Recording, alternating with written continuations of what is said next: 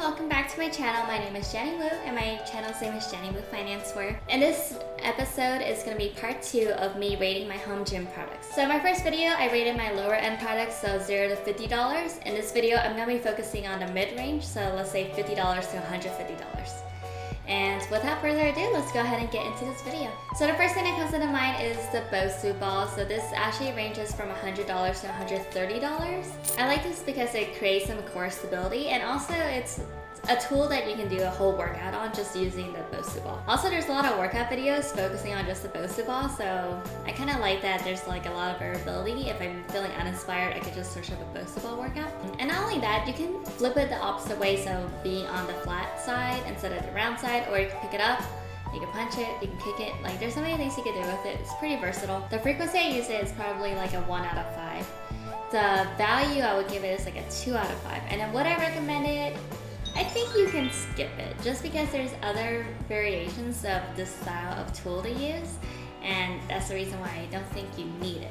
Next one up on the list is going to be a workout bench. So I have 2 workout benches. I have an incline bench and I have a decline bench. So let's start with incline first. So the reason why I like my incline bench versus my decline bench is it's lower to the floor when it's flat compared to my decline bench, and that's just the perfect height for me when I do my elevated glute bridges.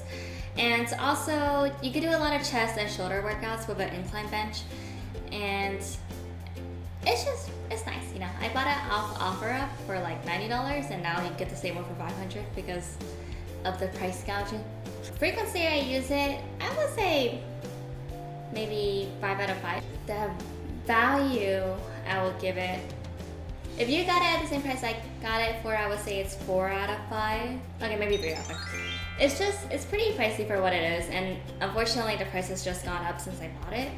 And the next one I want to review is my decline bench. So my decline bench is pretty cool. I bought it from Amazon for $190 before they sold out.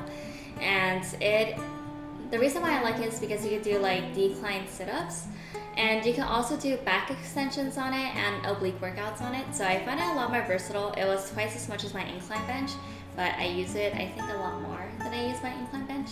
So frequency I would use it, it's probably 4 out of 5 days. And then value, I would say it's 5 out of 5. I mean, honestly, for how many workouts, like different style workouts you could do on it, I highly recommend it. And then what I recommend to a friend, I would recommend either you get an incline, flat, or decline bench.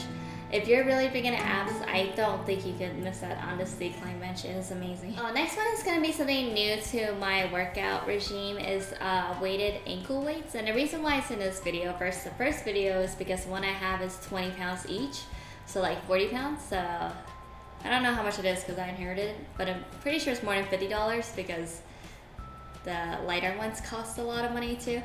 So would I recommend ankle weights? Yeah, actually, surprisingly, it wasn't in my how to build a home gym video because I wasn't really thinking about it, you know? I never thought about it as like a standalone thing to buy for your home gym, but it's such a great addition. I'm so happy I got it. It makes really basic workouts very challenging. For example, if you were to do fire hydrants or kickbacks or like donkey kicks, and it's just like that weight, it just makes it so much more challenging, especially if you can keep your good form. And then when you do it without the weight, you just realize you're that much stronger. And also, I don't know, it's amazing. I'm so happy I like randomly inherited these ankle weights. I didn't think I was going to use them as much as I did, but I highly recommend them. So in terms of usage, I would probably say I use them 4 out of 5 times. And then value, like I said, I didn't buy them, but I use them a lot, so I would give the value a 5 out of 5. And then would I recommend it? Yes, because I think they can only help you, you know?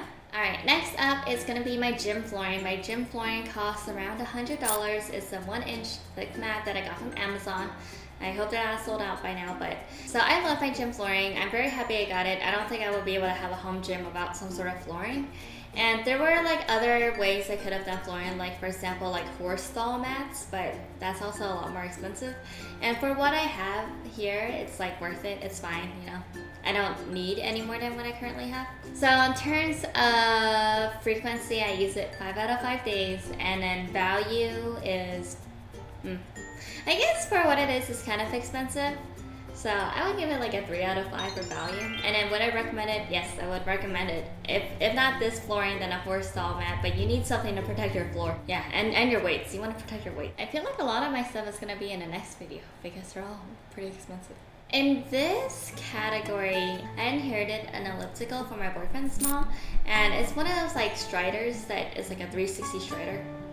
So you can kind of move in every direction, and I think it's in a price range of like $100, so it's more on the cheaper ends.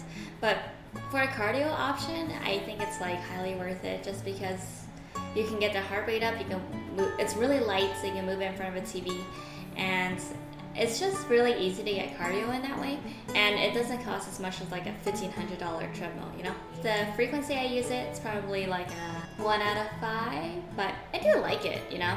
If it was like a traditional treadmill, if it was like a traditional elliptical, I would probably use it more. And then the value I get from it, I would probably say 3 out of 5. And then would I recommend it? If you have bad knees and you need something to like support you, and also you want something that's like an easier cardio. For example, my heart rate, let's say my max heart rate is like 180. On this, I find that I stay at 120 to like 140. So it's not like the hardest cardio, but it is like nice and easy if you want to get your heart rate up. Alright, so I'm looking at my home gym. I don't think I have anything else that I'm missing in this category range. Thank you so much for watching this video.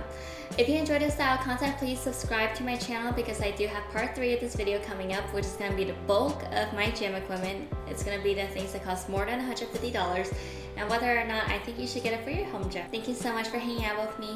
Please consider giving this video a like, comment down below what you would like to see from me, and then subscribe so you can join me on my journey. And don't forget to ring the bell icon so you know the next time I upload a video. Bye!